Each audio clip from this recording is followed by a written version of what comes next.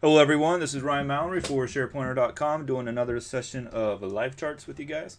Um, as always, I try to keep these things as close to under 15 minutes as possible. I'm going to go over the general market thoughts, the direction that I'm seeing today and going forward, as well as the current portfolio and the list of stock picks that you guys have submitted. So let's go ahead and get that started here. SPX.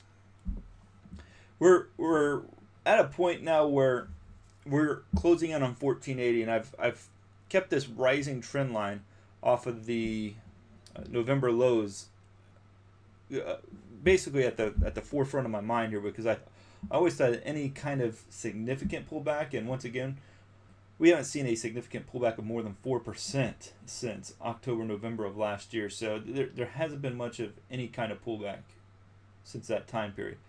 But if we're to continue to pull back, I think the first battleground, now that we've broken the 1495 level here that I talked about yesterday, I think that the next one is going to be 1480. So tomorrow it'll be a little bit higher. It'll be probably around 1483-ish. We are getting short-term oversold. You can see the last time we got, right there on the short-term oversold level, that created a major pop in the S&P, where we've been rallying to since until the last week, basically. So 1480, watch that one today. 1483, 82ish tomorrow. What's necessary is that we close below that rising trend line for the bears to continue the momentum that it's gained over the last 4 days or 4 trading sessions. You also have the 50-day moving average here, which coincides nicely with the rising trend line too. But one more thing I would also notice how on the sell-offs that we were seeing a lot more volume coming in on the sell-offs than what we're seeing on the days where we're actually going up. That's something to note. I mean, on the down days we're well above average on the volume, but then on the up days we're actually at average or below average. So keep that in mind. Look at the VIX too, because that was a pretty almost a historic day really for the VIX. I mean, just considering how much we spiked, about 33%, and took us from where we were just last Wednesday. We were hitting almost the 11s, and now after yesterday's close on Monday, we were basically two cents away from hitting 19 and 20. Most people will tell you that the difference between a bear market and a bull market, and I don't know if there's really any legitimacy, but it's definitely a benchmark to follow. Is it's bullish above, or bearish above 20, bullish below 20. So we're not too far away from that particular benchmark, particularly if we see the VIX finish higher today on any continued selling. All right, moving on. Let's look at TRI, which we just placed. Got in at 29.95. It's a little bit higher, but nothing of what I would consider of worries. The only thing that could be problematic for TRI is this 50-day moving average, which over the last few sessions here, it has found some support at it, but I don't think it's going to weigh too heavily on it. I think this nice consolidation pattern here, followed by the breakdown. Then you had a surge higher, but it couldn't get through that resistance level, and then another breakdown after it reported earnings. So I think this stock is mighty bearish. I mean, we were able to put our stop loss above this entire range here. So our stop loss is at 30.97, which gives us plenty of room to work with. I think downside targets, I think 28.50 is one to watch. Continued momentum would probably take it into the mid 27s possibly. ADBE, this is our lone long position in the portfolio. This is probably more of a hedge than anything at this point, in case the market wants to bounce around over the next couple of days after selling off pretty hard yesterday.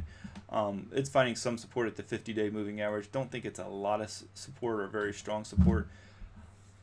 but it's holding up well considering what the market has done over the last 2 days. So we'll keep on holding that. It's trying to keep this range, not trying to break below it. If we do get a bounce, it'll give us a nice opportunity to profit while we're holding the other short positions.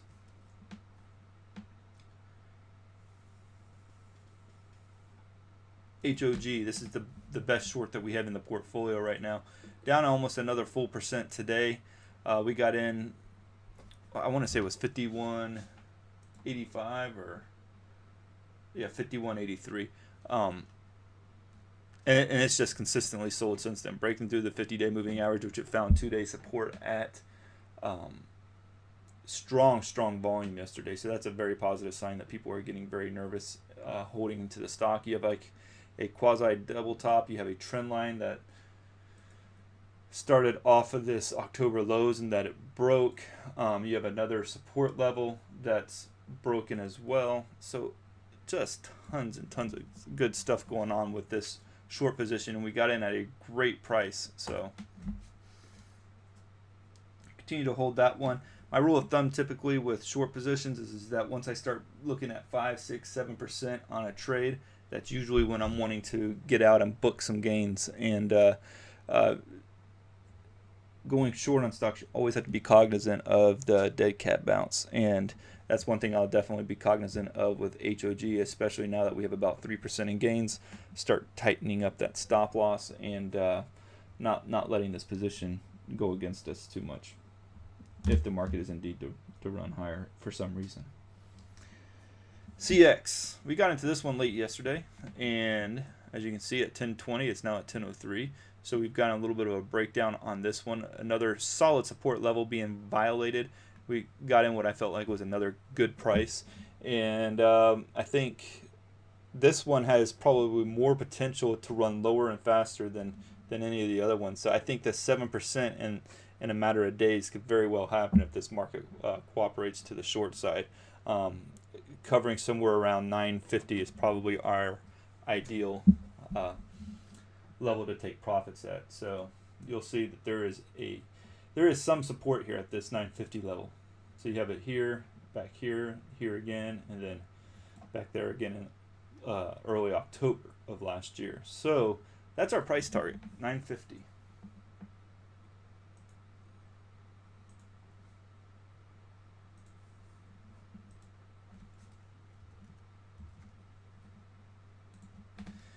Now, moving on to our last short position, ILMN. Nice downtrend in place already. This stock it hasn't made us any money yet, but it hasn't lost us any money either. So we're really neutral on it at this point, but it definitely needs to get below $48. It's managing not to push above that trend line, which I consider to be a very good sign. It's staying below the 10-day moving average, which also makes me confident that we'll see a profit in this trade as long as the market cooperates. But yeah, nice downtrend that even since January when the market was rallying, this stock is just consistently headed lower. Let's go ahead and look at your symbols now. COH.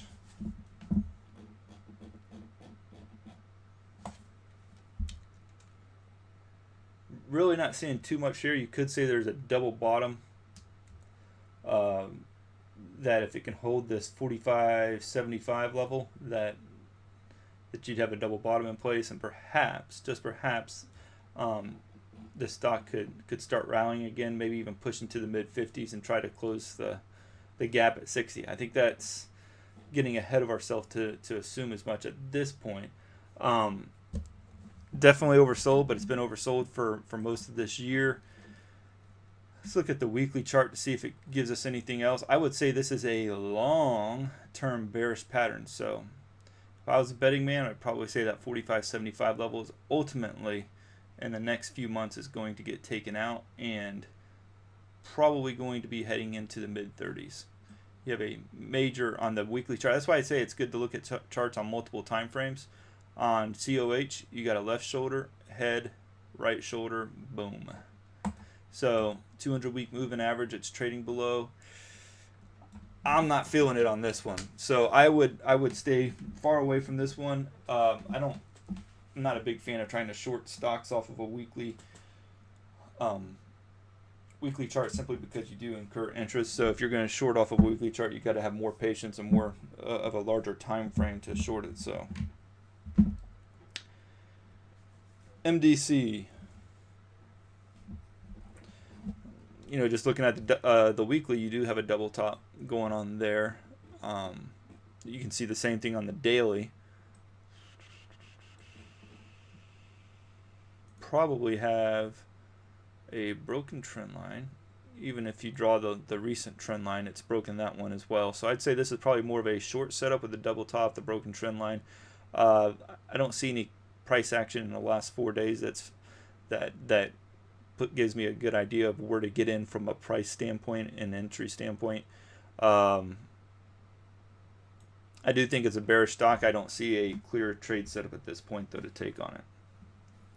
CLGX.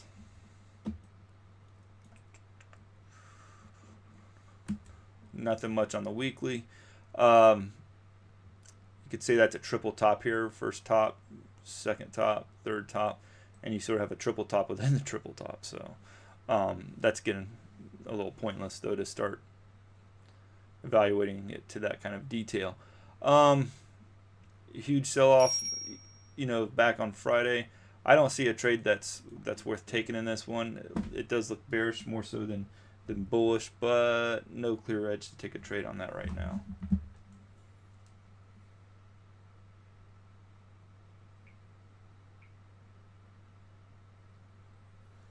All right. Next one, RKUS.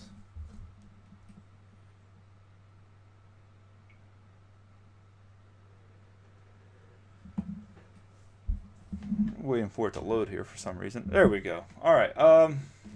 There's not much price history on this one. You have some weird price action going on here, almost a head and shoulders, but this violates that pattern, that little push to a brief momentary high. Because of the lack of price action, because there's no real clear edge, I'd say it is bearish looking for sure. But there's no clear edge on the trade. Lack of price action, I'd say move on from this. MX.